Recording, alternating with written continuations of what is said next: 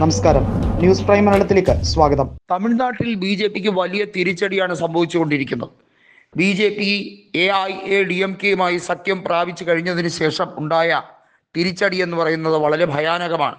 AIADMK പിളർന്നിരിക്കുകയാണ്. ഔദ്യോഗികമായി പല നേതാക്കളും കൃത്യമായി ഓരോ മേഖലയിൽ രാജിവെപ്പ് നടത്തുകയാണ്. മധുരയിലും കോയമ്പത്തൂരിലും അതുപോലെ തന്നെ തിരുച്ചിറപ്പള്ളിയിലും ഒക്കെ ഉള്ള AIADMK പ്രവർത്തകർ കൂട്ടത്തോടെ ശക്തമായ വിയോജിപ്പ് അറിയിച്ചുകൊണ്ട് കോൺഗ്രസിലും DMKയിലും മറ്റ് സഖ്യകക്ഷികളിലേക്കും ചേരുകയാണ്. DMDKയിലും ചേരുന്നവർ നിരവധിയാണ്. ഒരു കാരണവശാലും BJP AIADMK പ്ലാൻ വർക്കൗട്ട് ആകില്ല എന്ന് പറയുന്നവരാണ് നിരവധി പേർ. തമിഴക വെട്രിക്കഴകം ഇക്കുറി ഏതൊക്കെ രീതിയിലായിരിക്കും അവിടെ നേട്ടമുണ്ടാക്കുക എന്നുള്ളത് ഏവരും ചിന്തിക്കുന്നൊരു കാര്യം തന്നെയാണ്. കരൂറിലുണ്ടായ ദുരന്തത്തിന് ശേഷവും വിജയ് ഒരു രീതിയിലും അമാന്തം കൂടാതെ ജനങ്ങളിലേക്ക് ഇറങ്ങിച്ചെല്ലാൻ പരമാവധി ശ്രമിക്കുന്നുണ്ട്. പക്ഷേ അദ്ദേഹം പിടിക്കുന്ന വോട്ട് ആർക്ക് വിനയാകും?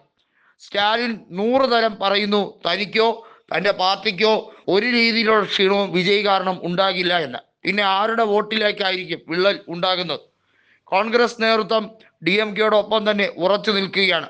കഴിഞ്ഞ തവണ ലഭിച്ച 25 അല്ല, ഇക്കുറി 40ഓളം സീറ്റുകൾ സഖ്യകക്ഷിയുടെ ഭാഗമായി കോൺഗ്രസ് ചോദിക്കുന്നുണ്ട്. 30എങ്കിലും കിട്ടണം എന്നത് ഉറപ്പിച്ചു തന്നെയാണ് നീങ്ങുന്നത്. ലോക്സഭാ തിരഞ്ഞെടുപ്പിലെ 9 സീറ്റുകളിലെ വിജയം കോൺഗ്രസിനെ അത്രമേൽ അവകാശങ്ങൾക്ക് പ്രാപ്തമാക്കുന്നു എന്നുള്ളതാണ് സത്യം. നിരവധിയായ മണ്ഡലങ്ങളിൽ കോൺഗ്രസ് നേതൃത്വം പല സീറ്റുകളിലും വിജയഘടകമായി മാറും എന്നുള്ളത് DMKക്ക് നല്ലപോലെ അറിയാം. അതൊക്കെ ഉള്ളത് കൊണ്ടാണ് അനാവശ്യമായി ഒരു സംഘടനത്തിലേക്ക് പോകാൻ താല്പര്യപ്പെടാത്തത്. സെക്യുലർ പ്രോഗ്രസീവ് അലയൻസ്, അതാണ് DMKയുടെ കൃത്യമായ മോട്ടോ. ജാതി സെൻസസ് നടപടി ഏറ്റവും വിജയകരമായി കോൺഗ്രസ് ഭരിക്കുന്ന സംസ്ഥാനങ്ങളായ തെലങ്കാനയിലും അതുപോലെ തന്നെ കർണാടകയിലും നടപ്പിലാക്കുന്നത് കൊണ്ട് തന്നെ അത് അതേപടി പകർത്താൻ തന്നെയാണ് സ്റ്റാലിനും നീങ്ങുന്നത്.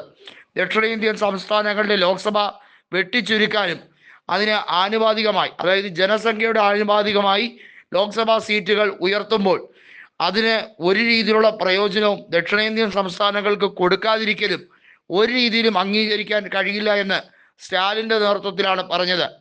ഒപ്പം BJPയുടെ കളിപ്പാവകളായി നിൽക്കുന്ന ഗവർണർമാരെ നിലയ്ക്ക് നിർത്താൻ കോടതിയിൽ നിന്നും അനുകൂല വിധി കൃത്യമായി വാങ്ങിച്ചെടുത്ത അപൂർവ നേതാക്കളിൽ ഒരാളാണ് MK സ്റ്റാലിൻ. അതുകൊണ്ട് തന്നെയാണ് സ്റ്റാലിനെ BJP നേതൃത്വത്തിന് ഇത്രയധികം ഭയം.